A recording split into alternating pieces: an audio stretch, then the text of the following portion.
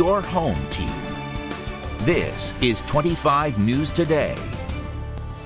Great early Friday morning. Thank you for waking up with us today on this Friday. We made it. We made it. We made it. I'm Lauren Melendez filling in for Simone Doughton alongside the lovely Alex Minky. Oh, well, you know. Yes, I am in for Jesse Gwynn, so you get a double dose of us today. Stuck with us for about 2.5 hours. So yeah, so buckle in, get ready. Why don't you tell them what it's looking like outside? Good, they're gonna love this too. They love us, they love this weather. 67 degrees right now in downtown Peoria. Take a look at that. Not a single car on the road. Oh, one straggler. There we go. And that's probably a good thing because it is early pearly, that's for sure. And moving in just to a little bit of those other temperatures elsewhere. Pekin, you're at 67. Canton, 62. Normal, 65.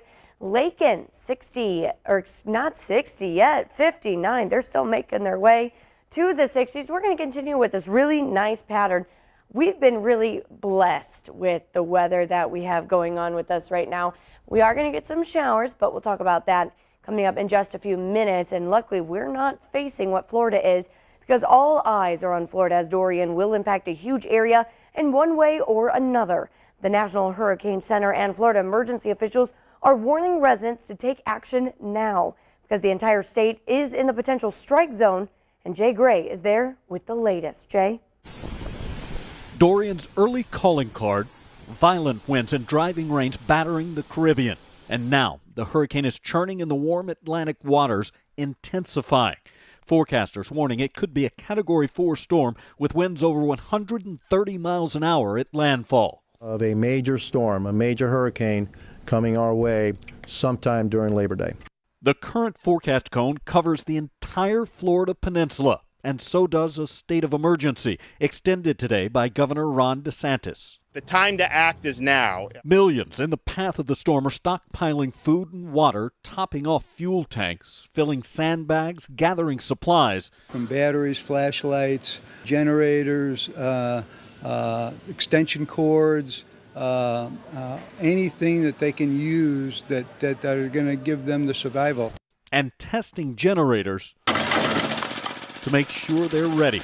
Just worry about, just contaminated water, worried about the electricity. How long is the electricity going to go out if it goes out? Concerns shared by millions in the storm's path right now. You can kind of see that there's, any portion of Florida could take the brunt of a strike. As Dorian takes aim at the Florida coast. Jay Gray, NBC News, Cocoa Beach. All right, Jay, thank you so much. Well, topping the news this morning, Peoria police are still searching for the suspect in an early morning shooting just yards away from two schools. Now, out of precaution, those schools were placed on soft lockdowns. It all happened yesterday before 7:30 a.m. here in the 3100 block of Isabel Street. But police say the victim ran away from them even after he had at least one gunshot wound. He also made his way to the 3100 block of 12 Oaks Drive, about 1 block away and within walking distance of both Jefferson Primary School and St. Philomena Catholic School. So, of course, Peoria Public Schools and the Peoria Diocese both enforce those lockdowns for anyone inside the building. No, it was scary because so many children in the neighborhood and joggers. It's just a peaceful, nice, slow-paced neighborhood, and this put a lot of excitement for early in the morning. It must have been terrifying. Yeah, indeed. Well, many of the parents we spoke to said they did feel like the schools handled it pretty well despite their fears, and they said that they were notified very quickly. Well, as we mentioned, that shooting was just 2 blocks from 2 different schools, and it comes just days after 2 different school threats in central Illinois. A licensed psychotherapist, Dr. Joy Miller, says when threats and violence surround children and teens, it is essential that parents or guardians talk about it. She says while schools conduct many drills on how to physically respond to these types of events, far too often we do not discuss the emotional impacts it has on that student. Need to ask their child how they feel about the situation. Allow them the safety to really talk about feelings. Are they feeling anxious? Are they feeling nervous? Are they feeling scared? It's also important that parents normalize that by saying, yes, of course this is scary. So that's why we do all these practices. And the Tazewell County Sheriff is still investigating that matter, but we will talk more about that later. A 50-year-old Stark County man was arrested this morning for possession and dissemination of child pornography. Rodney King was taken into custody after police searched his property in the 10,000 block of Moden Road in Wyoming.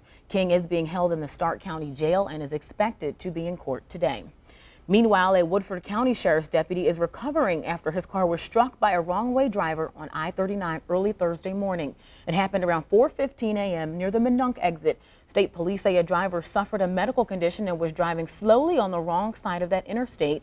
The Woodford County deputy tried to slow his car, but the other driver struck him head-on. Both of those drivers were transported to a local hospital where they were treated and released. An investigation into the crash is ongoing. A medical marijuana dispensary in Canton will now be allowed to sell recreational marijuana when it becomes legal this January. Salveo Health and Wellness Center is one of 5 dispensaries in Illinois that the state just approved for, quote, same-site sales. That means Salveo will be able to sell both medical and recreational marijuana. Other facilities without same-site licenses will have to open a second facility if they wish to be a part of that group.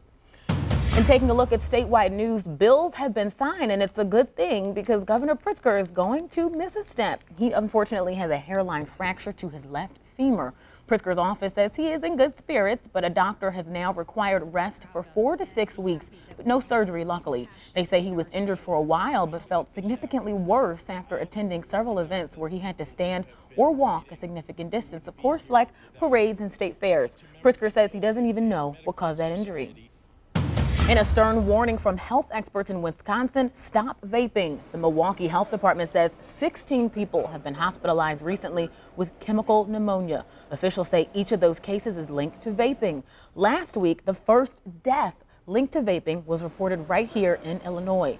A Milwaukee alderman says there's a chance the products that made people sick came from unregulated places. That's part of it, and